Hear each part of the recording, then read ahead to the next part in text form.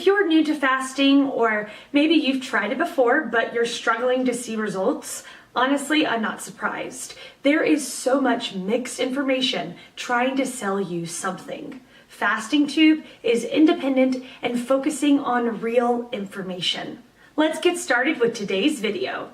The question, how is intermittent fasting compared to calorie reduction for fat reduction? That's like comparing a turbo booster to a race car. That's like comparing a turbo booster to a race car. Turbo booster equals intermittent fasting. Turbo booster equals intermittent fasting. Race car equals caloric reduction. Race car equals caloric reduction. But the key difference here is, you can't have a turbo booster work if it's not attached to a car. The car will still work fine. The car will still work fine. But if you added the turbo booster to the car and took advantage of them both, you'll see much better results. But the caloric deficit should be looked at as the common base denominator. The caloric deficit should be looked at as the common base denominator. It's 100% necessary to burn more calories than you expend for the day to lose body weight. It's 100% necessary to burn more calories than you expend for the day to lose body weight. It's just with fasting, you'll be losing body weight a lot quicker. The thing about this is, it's not thoroughly tested and there aren't many studies done with proper intermittent fasting. I just go by the facts I learned,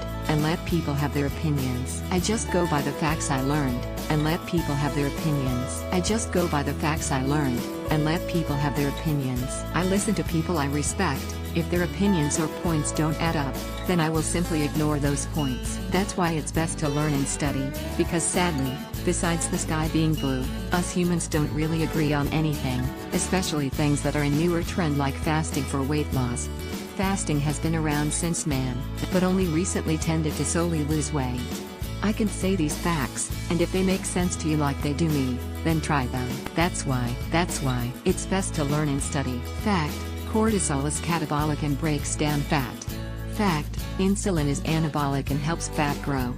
Fact: human growth hormone burns fat. Fact: you can't have HGH when anabolic. Fact: eating fewer calories than you burn will lose weight.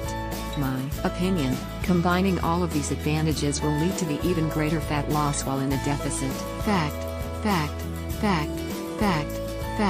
My opinion, if you see the same results I saw, then you really start to not pay attention to reckless accusations like caloric deficit is all that matters. The burden of proof is on them to show scientifically how nothing else affects weight loss except calories and hormones are irrelevant and not speed up the process. This is solely for fat loss. Keep in mind, there are much more benefits for health when it comes to controlling our hormones instead of letting them control us. Thanks for the A2A, Umair.